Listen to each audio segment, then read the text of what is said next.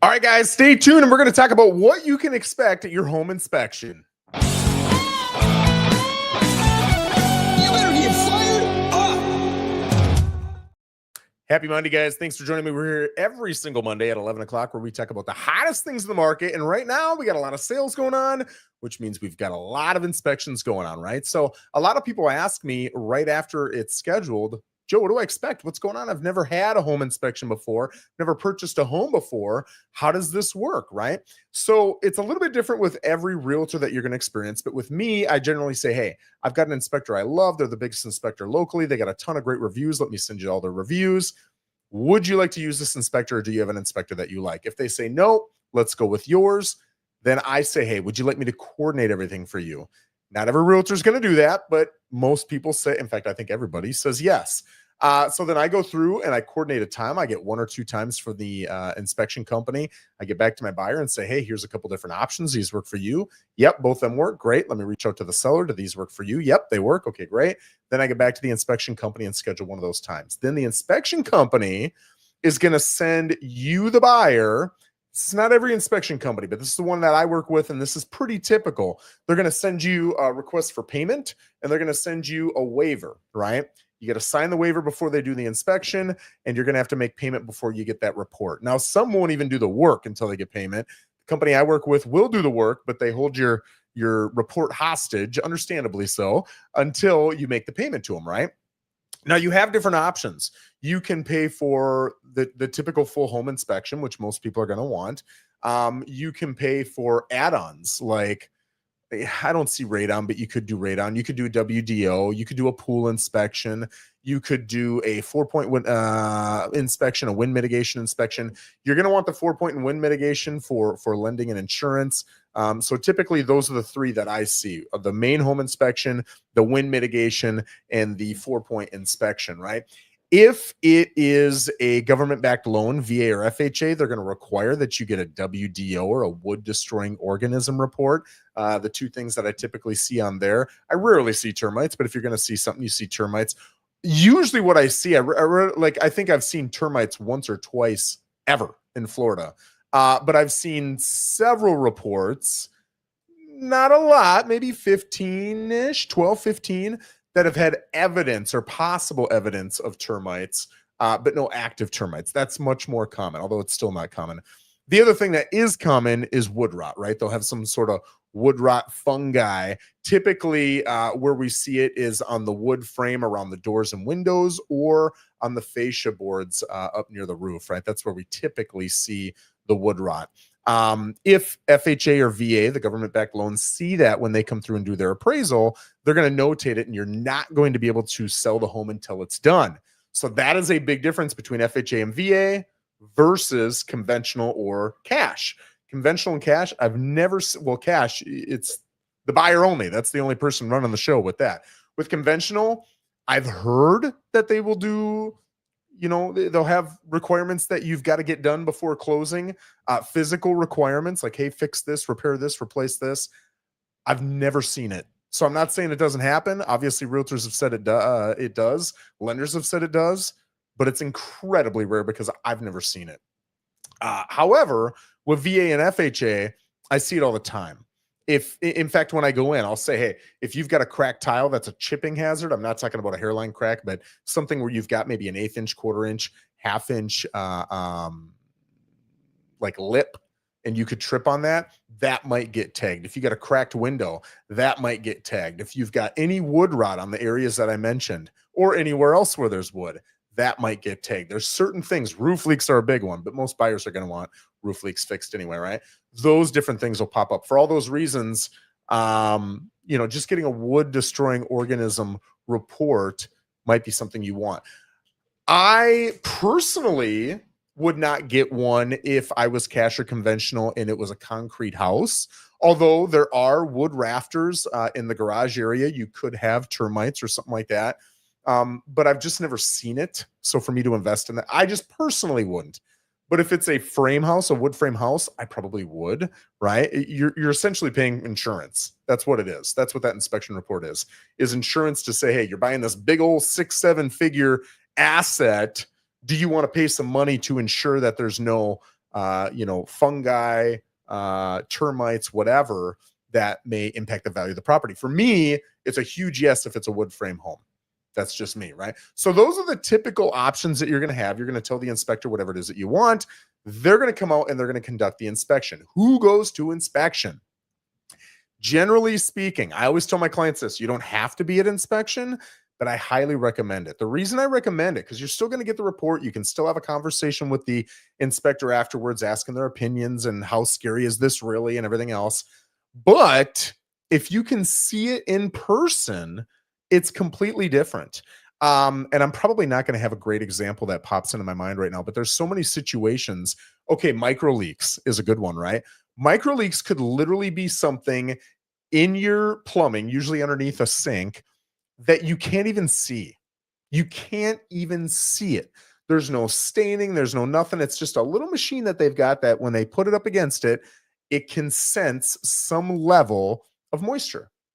And because they can't see it, they call it micro leaking. Okay. Am I scared of that? Well, it's something I want to fix once I buy the home, but that's a $20 fix, right? I'm going to go get a little fitting or a pipe or whatever it is, and I'm going to change that out, and it'll cost me $15 and that'll be the end of it. Is that something I'm going to walk on or I'm going to want $1,000 credit for? No, it's not. So when you hear micro leaking, everybody thinks, oh my gosh, the house is going to flood. This is a huge issue.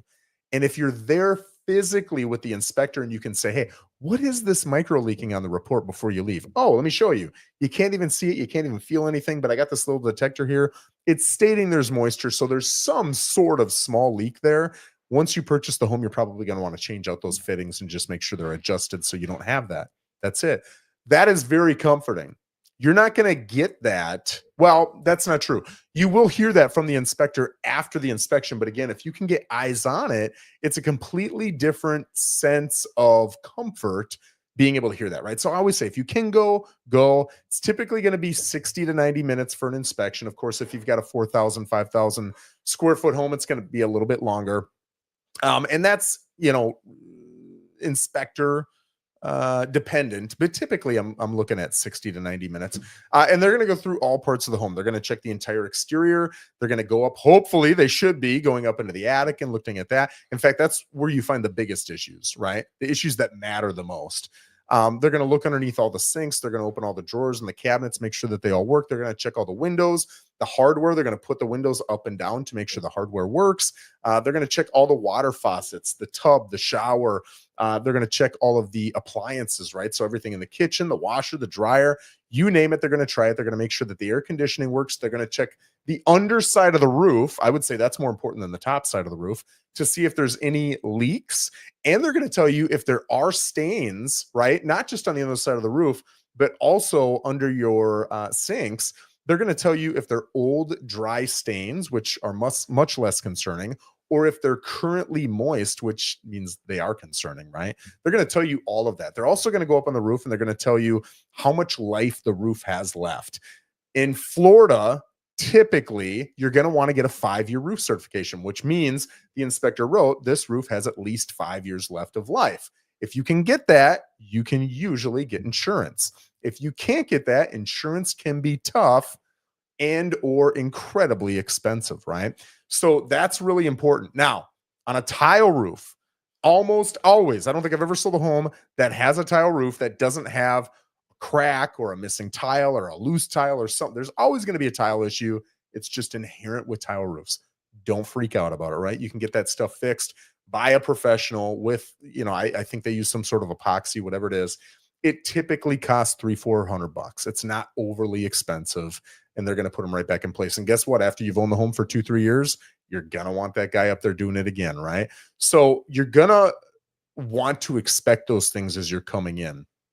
With a shingled roof, if you've got a shingled roof that's, say, 17, 18 years old or older, I'd really set the expectation internally that there's a good chance that that roof will not get a 5-year roof certification. Could it happen? Absolutely. I've seen 20-year-old roofs get 5-year roof certifications, but just be prepared. Have a plan B. Don't go guns a-blazing at this home, not have a plan B, have a really tight timeline, and now you're out of luck because you lose that home and you've only got 20 days, but you need a 30-day closing. That can be a problem, right? So just be aware of that. Be cognizant of that and have a plan B for that.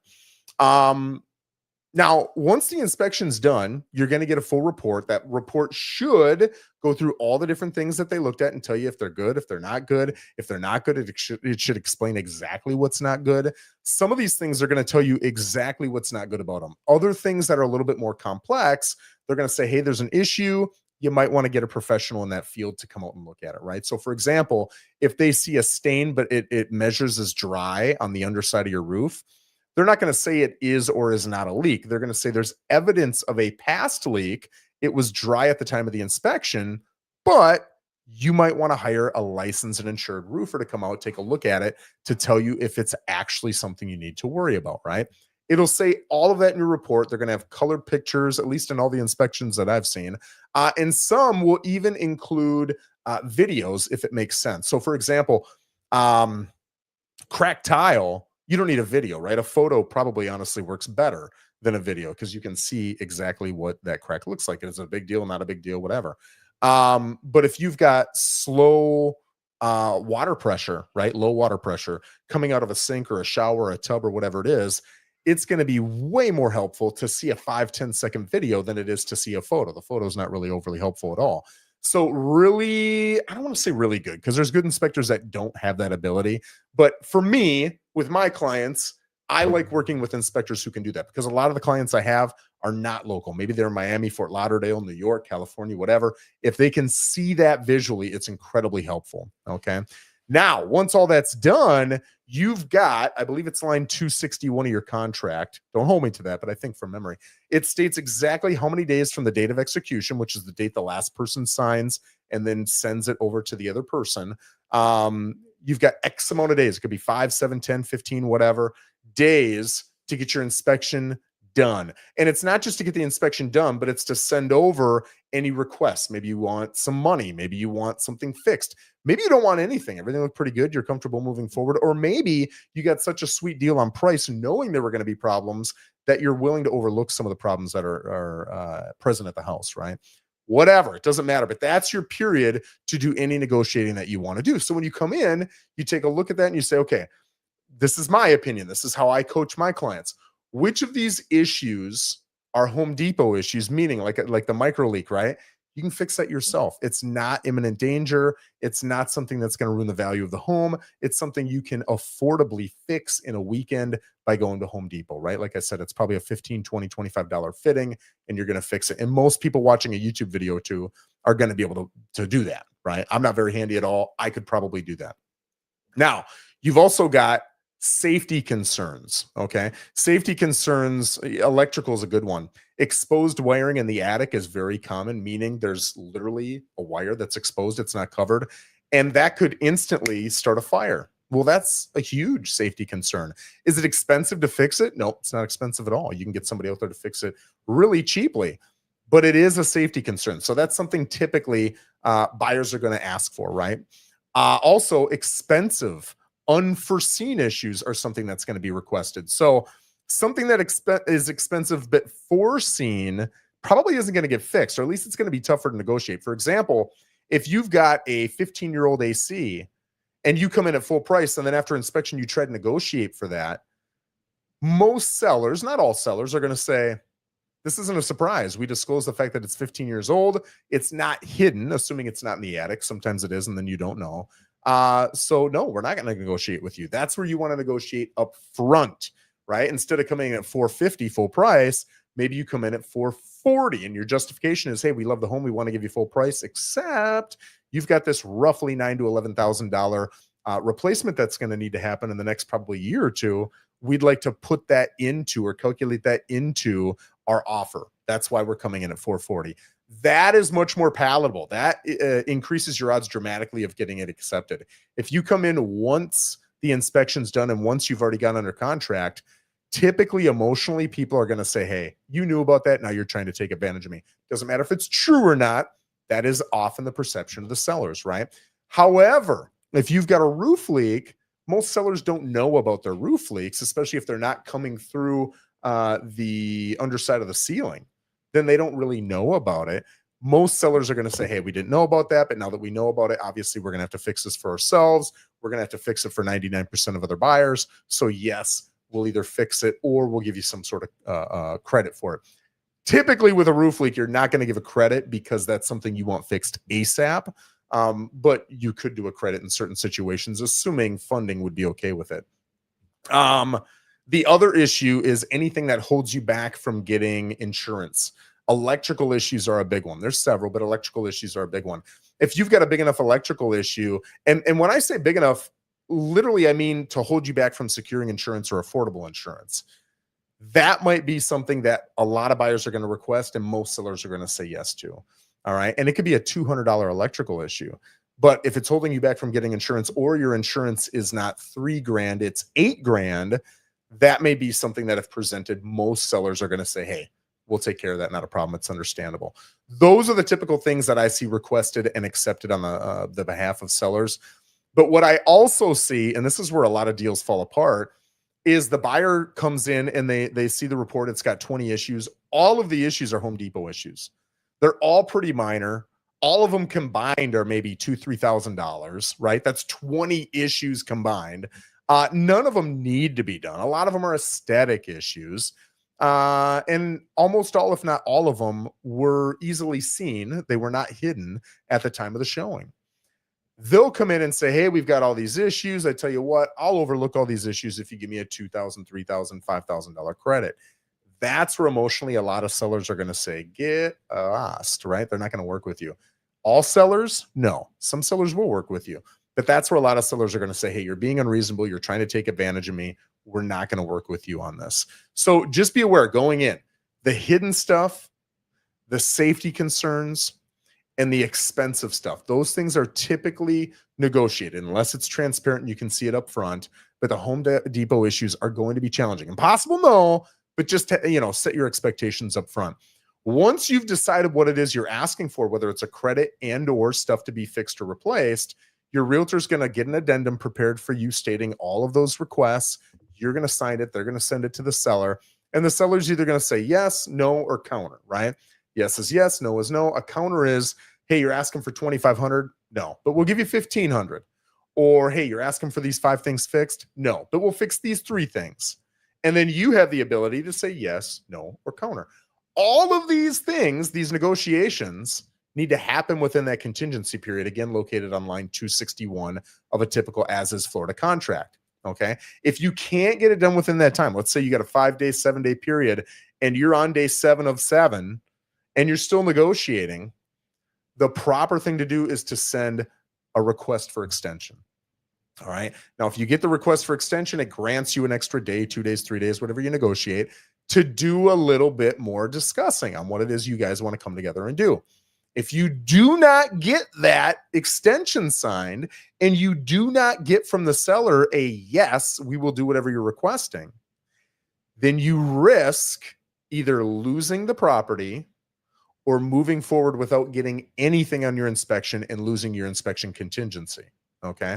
So if we're on the last day of the inspection contingency period and my buyers want something and it's 10:30 p.m. and I'm about to go to bed and we have not heard back from the seller yet, if we want to protect ourselves from having to move forward legally because we lose our ability to fight with an inspection contingency, then we have to send a cancellation.